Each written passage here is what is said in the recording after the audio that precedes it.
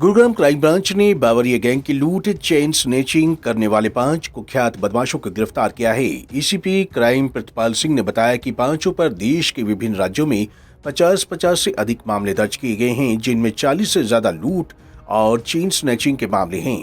पकड़े गए सभी बदमाश उत्तर प्रदेश के शामली झिंझाड़ा गाँव के रहने वाले हैं।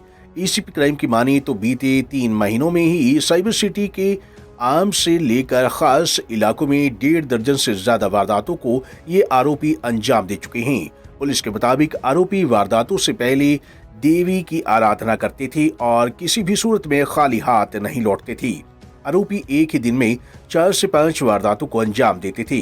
पुलिस की पूछताछ में आरोपियों ने बताया कि पुलिस के पास 150 सीसी की बाइक है और हमारे पास 220 सीसी की। ऐसे में पुलिस हमें पकड़ नहीं पाती थी।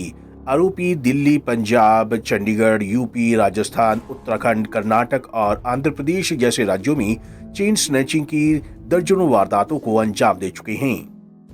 ये हमारी क्राइम ब्रांच सेक्टर 31 के इंचार्ज इंस्पेक्टर आनंद के नेतृत्व में टीम ने काम करते हुए पिछले काफ़ी टाइम से गुड़गांव की चेन स्नैचिंग में एक गिरोह सक्रिय था, जिसको गिरफ्तार करने में कामयाबी हासिल की है। उसके 5 सदस्य हमने गिरफ्तार किए हैं और ये इस तरह के क्रिमिनल हैं कि जो एक दिन में कई चेन स्नैचिंग की वारदात भी करते थे।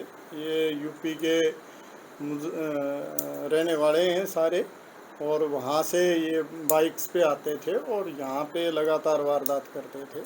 हमारे यहाँ की 15 से 17 वारदात इन्होंने अभी मानी हैं, जो इन्होंने अभी कर रखी हैं और उनके हमने 500 को गिरफ्तार करके इनके पुलिस रिमांड लेके इसमें जो इनसे सामान खरीदता था, सोने की जो चेन खरीदता था, उस आदमी को भी गिरफ्तार किया है और उसमें जो जिन बाइक्स पे ये काम करते थे छीना झपटी पे, वो हमने बाइक भी बरामद की हैं और इन्होंने पूछताछ पे बताया है कि हम अब तक एक इनमें आरोपी 35 मुकदमों में गिरफ्तार हो चुका है, एक 25 मुकदमों में गिरफ्तार हो चुका है और एक 14 मुकदमों में गिरफ्तार हो चुका है और एक 6-7 मुकदमों में गिरफ्तार हो चुका है। तो इस तरह का इनका क्रिमिनल रिकॉर्ड है और ये सब अलग अलग स्टेट्स के हैं। ये हरियाणा, यूपी, दिल्ली, राजस्थान, उड़ीसा, इस तरह आंध्र प्रदेश, वहाँ तक भी चेन स्नैचिंग की वारदात ये करते रहे हैं और आज की डेट में 38 केसेस में इनकी अरेस्ट अभी पेंडिंग है, जिनमें ये वांटेड है।